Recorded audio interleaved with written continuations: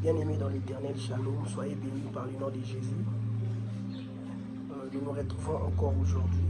Je crois que c'est le dimanche le 15 novembre 2020. Aujourd'hui, j'aimerais parler d'un thème. J'aimerais vraiment parler d'un thème pour l'édification du peuple de Dieu. Nous allons passer par l'édification. Et c'est un thème qui sera vraiment très capital pour nous.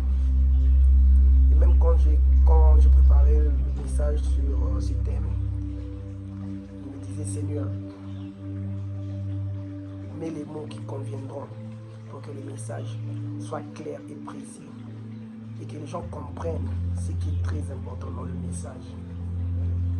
Et sans plus tarder, nous allons directement passer dans notre vif du sujet.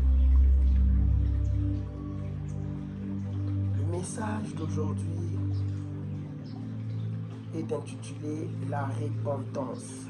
Donc notre thème d'aujourd'hui c'est la repentance. Pourquoi nous avons choisi la repentance? Nous avons choisi la repentance parce que c'est le seul chemin qui mène vers le royaume des cieux. Et sans la repentance, nous ne pouvons pas hériter le royaume des cieux. Nous, c'est une version. Bien aimé, notre thème d'aujourd'hui c'est la repentance. Et nous avons bien énuméré le point. Nous avons 5 points dans notre enseignement d'aujourd'hui. Et par rapport à ces 5 points, le premier point était simplement le texte biblique. Et dans notre deuxième point, nous allons parler de la définition du concept. 2 concepts à utiliser. Le premier concept, c'est le péché. Et le deuxième concept, c'est la repentance.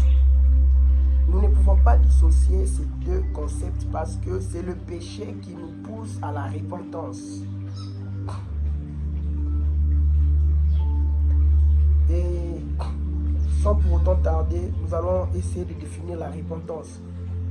Et parce que c'est l'enseignement, nous ne voulons pas donner des définitions qui sera un peu louches ou compliquées pour l'assimilation de l'enseignement. Et nous allons donner des définitions un peu précises et claires. Premièrement, nous allons définir le péché. Le péché est défini comme la transgression de la loi divine dans 1 Jean, le 3e chapitre, au 4e verset. Le péché, c'est la transgression de la loi. Et si j'aimerais encore expliquer, notre deuxième point, nous allons définir la repentance. C'est quoi la repentance? La repentance est dans l'action de se détourner du mal. Tu faisais le mal, tu volais, tu insultais, tu calomniais. Tu étais dans des choses qu'on ne peut pas comprendre. Et tu te décides aujourd'hui, tu dis non, je dois me repentir.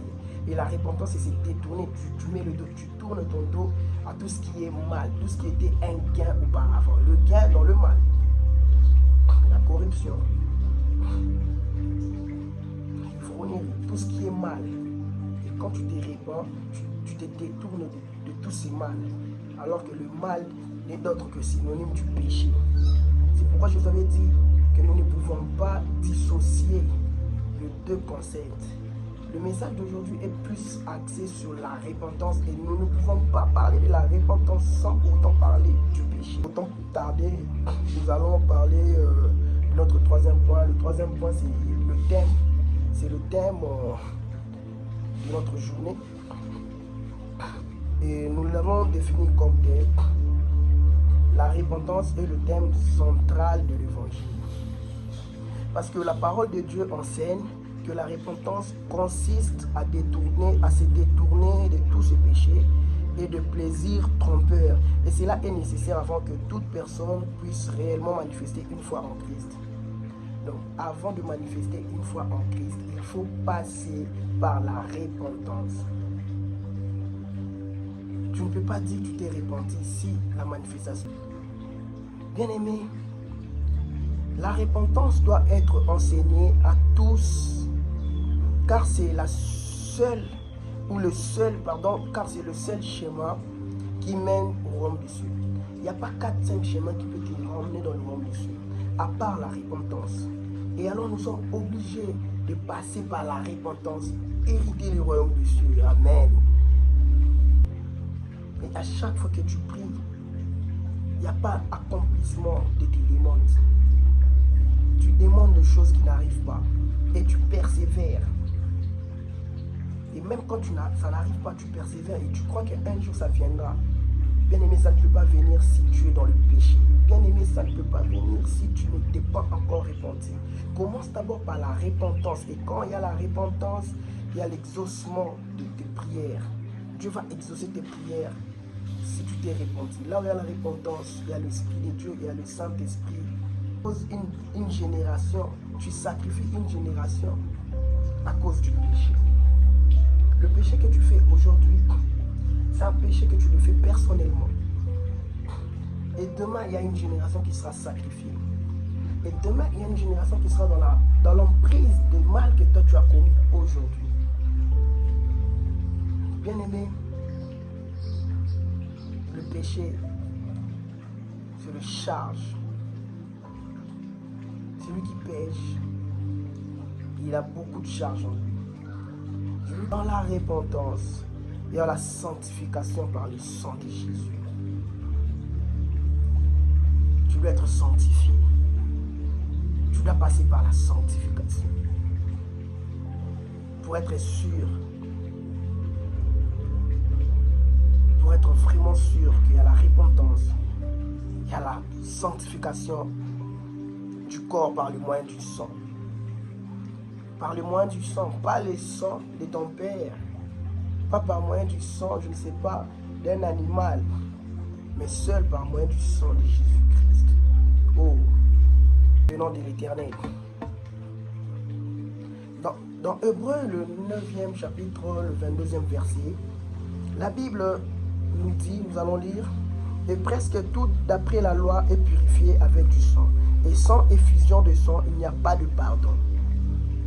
Lorsque nous sommes sanctifiés par le sang, c'est alors que le Saint-Esprit vient habiter en nous. Tu ne peux pas posséder le Saint-Esprit sans pour autant passer par l'effusion du sang. Nous avons accepté Christ comme Seigneur et Sauveur. Nous avons accepté Christ dans nos vies. Et nous sommes passés par la purification au moyen du sang.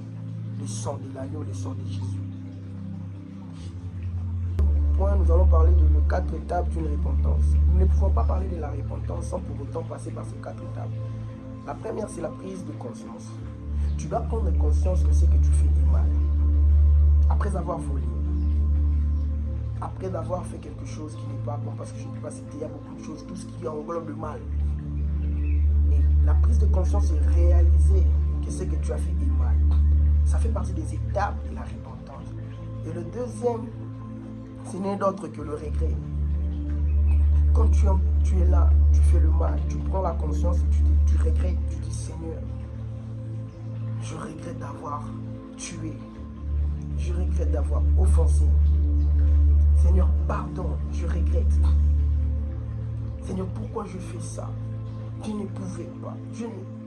Bien aimé, quand tu regrettes, et le regret vient du cœur, et Dieu sait distinguer ce regret. Et le regret sera sincère à Dieu quand ça vient du cœur. Après le regret, la troisième étape qui nous amène vers la repentance est notre cœur, la confession. Tu dois arriver à confesser. Tu dois arriver à confesser. Bien, nous ne pouvons pas parler de la confession comme ça parce qu'il y a des croyants et des non-croyants. Mais pour un non-croyant, peut-être la confession, il ne peut pas comprendre ça veut dire quoi. Mais pour les croyants, ce n'est pas un problème. Si je peux parler de la confession pour les non-croyants, je dirais simplement que c'est le fait d'avouer ses fautes. C'est le fait d'avouer ses fautes. Reconnaître le mal que tu as fait. Tu reconnais. C'est ça, confesser. Dans le quatrième point, c'est la conversion. Là, c'est la base de toute chose. Parce que c'est le dernier signe d'une repentance. Le dernier signe d'une repentance, c'est la conversion. C'est aussi une preuve visible de la repentance. Nous ne pouvons pas parler de la repentance sans preuve visible. La preuve visible, c'est la conversion. Bien aimé, non. Tu peux être chrétien et fier de dire je suis chrétien, mais tu n'es pas encore repenti. Tu n'es pas différent d'un non-croyant ou d'un païen. Parce que tu es un chrétien, mais tu refais le même chose qu'on t'interdit, tu le fais.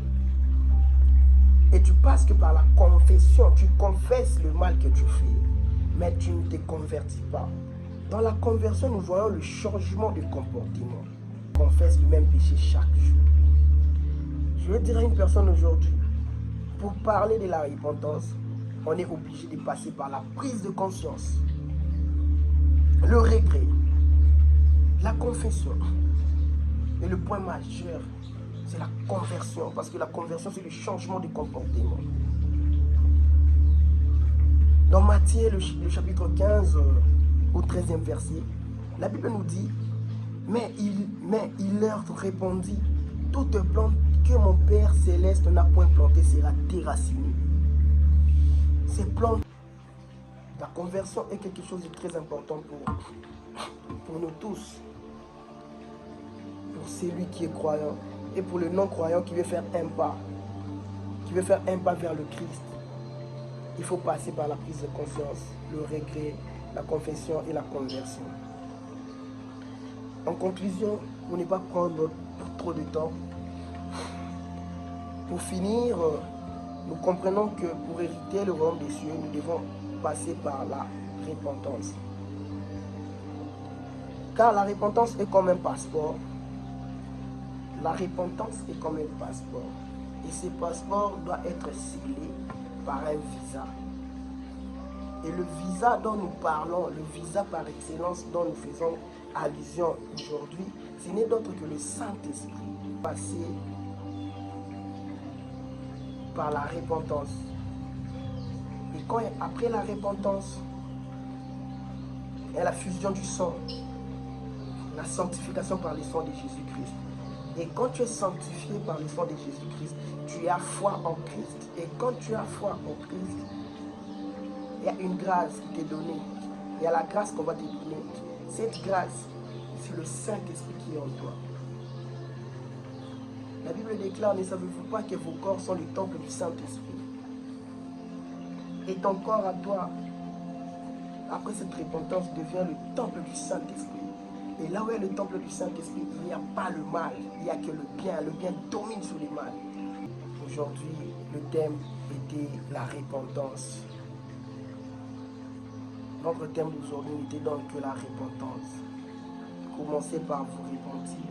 Et il y a le Saint-Esprit qui vous sera donné. Parce que Dieu fait grâce à celui qui veut. Et quand vous avez le Saint-Esprit, d'office, vous allez hériter le royaume des cieux. Que Dieu vous bénisse. Soyez bénis là où vous êtes en train de suivre ces messages. Et prochainement, l'autre vidéo que nous allons faire.